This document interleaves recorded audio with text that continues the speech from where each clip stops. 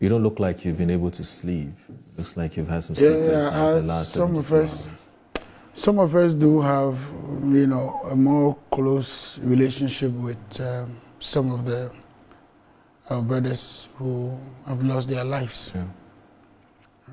Omani, in particular, is a senior, a friend, a brother, call it a counselor.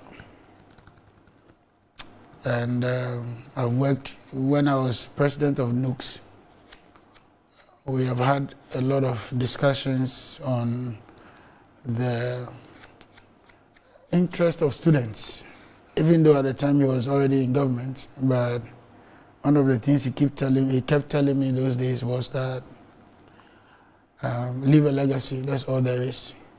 It doesn't matter whether you're MPP or NDC, just leave a legacy. And so that guided me throughout the period of being president of NUCS. He was himself a former president of NUCS. Yeah. And so he was a senior. I think he was 2003, if I'm not mistaken. Yeah. And it was a very difficult moment. I have to be fair. It was a very difficult moment for me, personally. And then Ibrahim Murtala Mohammed, doctor, was also NUCS rep to ASU as Deputy Secretary General, representing the National Union of Ghana Students at ASU. So I've had very close relationship with them. I'm talking about from 2007 all the way to date when we came into the National Union of Ghana Students fraternity. And so I've had that touch with them. And the news was a devastation. Somebody actually called me. I was on site. We were working. Somebody called me from all the way from Ho, and said, "Have you heard the news?" And I'm like, first of all, my heart just dropped. Yeah. And then I said, I didn't even ask what news. I just said, "Oh, okay, I'll get back." Then I quickly went on our security pages, to find out what was happening. And lo and behold, it was the news of the crash.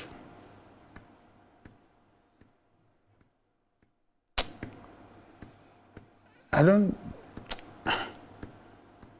believe in reincarnation. I don't. But I think that if there's anything at all God can do for this country, is to reincarnate some of these fallen heroes for their hearts, for their goodwill, for their integrity, for standing for something and making all of us believe that the Ghana we want is possible.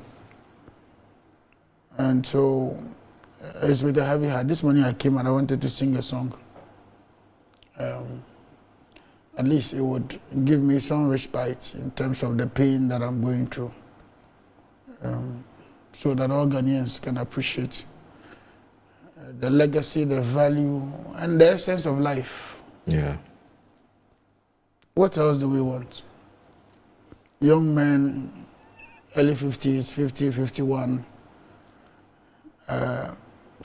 not in the line of their personal duty or life or anything of the sort, but safeguarding the interests of this country on a larger scale in terms of development, managing our natural resources, and making sure that all Ghanaians benefit from the value God has placed in some of these resources. And today they are no more, under very bizarre circumstances.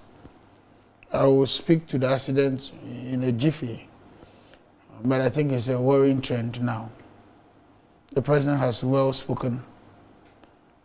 We are all pleading with the families, loved ones, external and close, and all Ghanaians to exercise a little bit of restraint on these matters. We have all seen pictures of how these people were conveyed, from the scene of the accident to the various places, and that was very appalling.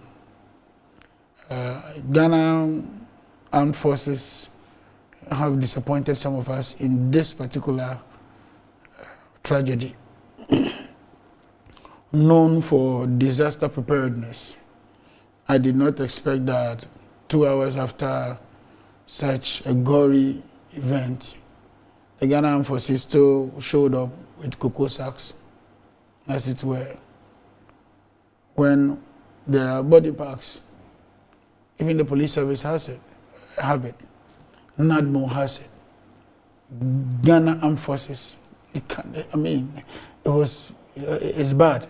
And on top of it, we didn't even care. We were showing it on live television, showing it on, and then the international media also picked it up. I think that is weird, that is bad, and that should never happen again. And then you now see text messages flying around that people should pull down those messages.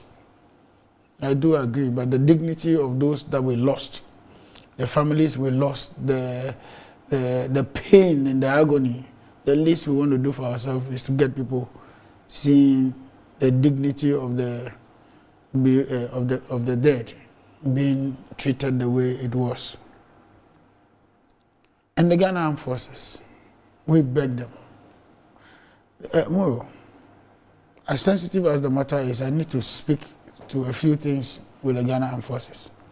I think the president has been very high-handed in dealing with this matter, very frontally. You mean that you have a Ghana Armed Forces, okay? That they are commander-in-chief, as it were, in just general knowledge, which is your minister, sector minister. Not just a sector minister, a cabinet minister for that matter. Not one, two were on board that aircraft.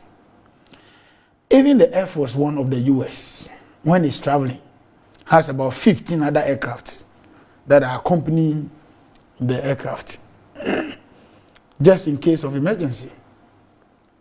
And you mean you have your boss, the defense minister, on a flight with another minister on the flight, and did you realize that there's no security detail in that? Because there are 3 crew members and the others civilians who are government officials. So there was no security detailing. And now when the event happened, they couldn't even trace exactly where, because there was no trail or trailing of what was happening. And without any shame, no embarrassment, when the issue broke out, the least we could hear from them is that the aircraft was lost on their radar. Yes, that may be information management, but that is also poor planning. That is also poor planning from the military. That your boss is traveling and there's no security detail. So imagine, God forbid, that even if it was not an accident, it was a hijack from any source, from anywhere, or somebody did whatever, we will still be telling the story. So it's not as though we just want to sweep this under the carpet and say it's just an accident. It may just be an accident, but it is because somebody was negligent in his duties. 5 government officials, no security. Where were they going to land? And if they landed, what was the preparation on the ground? What about in the air? You saw how long it took them to locate where the aircraft has, supposedly fallen and all that. Yeah. Now, even if there was a scintilla of hope for anybody in that aircraft, the long duration of about hours to find them alone is enough time to bring us this kind of havoc. And so the Ghana Armed Forces have disappointed all of us. We have always thought that they were, if it comes to disaster preparedness, if it comes to defense of this country, if it comes to security of this country, they were top-notch. And I didn't expect that some of these things will happen. The president must dispassionately be interested in how all this occurred. We are told it's not the first time. A couple of things have happened before. There have been forced landings or emergency landings, some areas and all that prior to down. We are paid, but in as much as we are paid, we are also careful that these things don't recur. And that is why we need to find a lasting solution to some of these problems. It's not the problem of the NDC. It's a problem that knows no political color. President Kufuor just spoke and said that in 2007, he was almost involved in the plane crash albeit same managed by same colleague group of people who are entrusted with state resources to maintain those aircraft, to ensure safety, to ensure they are flight worthy, to ensure that lives are protected and saved. And we get this kind of service.